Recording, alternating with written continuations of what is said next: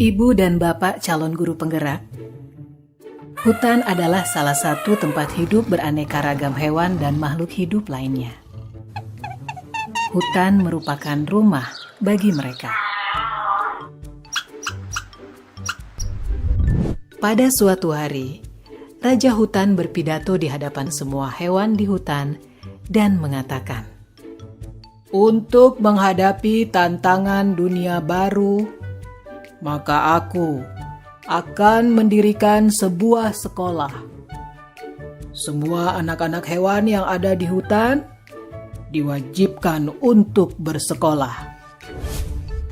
Tanggapan masyarakat hutan setelah mendengar perintah sang Raja Hutan tentang kewajiban anak-anak harus bersekolah sangatlah beragam. Jadi terdengar keriuhannya. Mereka mendiskusikan kurikulum yang harus diajarkan di sekolah hewan tersebut. Semua memiliki pendapat yang berbeda. Pagi yang cerah, warga hutan mengantar anak-anak mereka ke sekolah hewan untuk mendaftar masuk sekolah. Mereka antri dengan tertib berbaris. Warga hutan beserta anaknya dijelaskan oleh jerapah, sang kepala sekolah, bahwa sekolah hewan tersebut telah memutuskan untuk mengadopsi kurikulum kegiatan yang terdiri dari berlari, memanjat, berenang, dan terbang. Agar lebih mudah pengelolaan kurikulumnya, maka semua hewan wajib mengambil dan mengikuti semua mata pelajaran. Bebek sangat bagus dalam berenang, bahkan ia lebih baik dari instrukturnya. Tapi dalam ujian terbang, nilainya hanya pas-pasan. Untungnya, ia tetap lulus ujian terbang tersebut. Yang membuat dia sedih adalah hasil ujian berlarinya. Ia mendapatkan nilai yang sangat buruk karena dia sangat lamban dalam berlari. Padahal, bebek sudah berusaha dengan sangat keras. Dia harus tinggal di sekolah setelah sekolah usai untuk latihan berlari ini. Dia bahkan juga terpaksa meninggalkan hobinya berenang untuk menambah jam latihan berlarinya.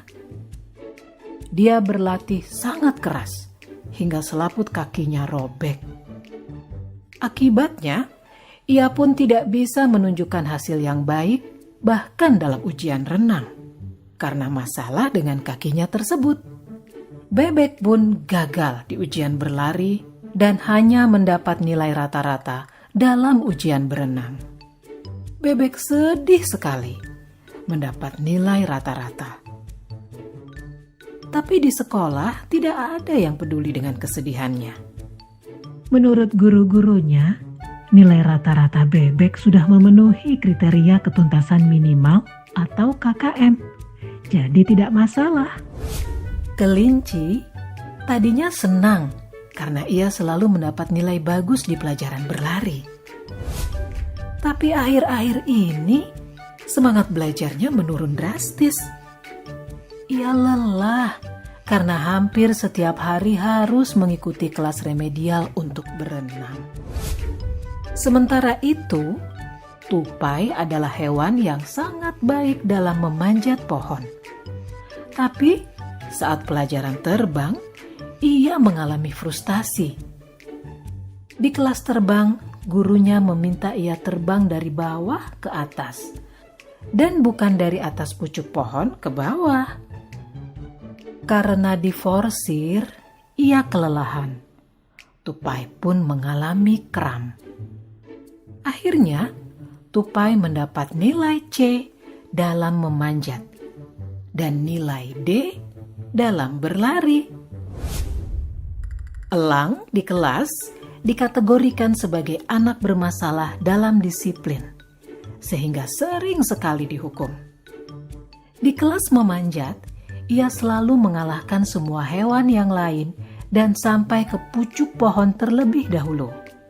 Tetapi, ia bersikeras untuk naik ke atas pohon dengan menggunakan caranya sendiri.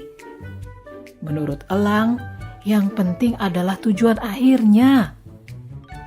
Ia akhirnya juga tidak lulus. Walaupun gurunya sudah memintanya untuk terbang dari bawah, ia tetap tidak mau mendengarkan.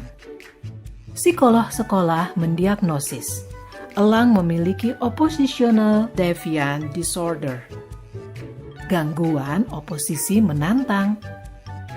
Rencana modifikasi perilaku yang ketat pun lalu dikembangkan untuk elang. Pada akhir tahun, seekor ular yang kebetulan bisa berenang sedikit, berlari sedikit, memanjat, dan terbang sedikit, memiliki nilai rata-rata tertinggi di antara para hewan. Sebagai murid yang dianggap terbaik, ia diminta mengucapkan pidato akhir tahun mewakili hewan-hewan lainnya.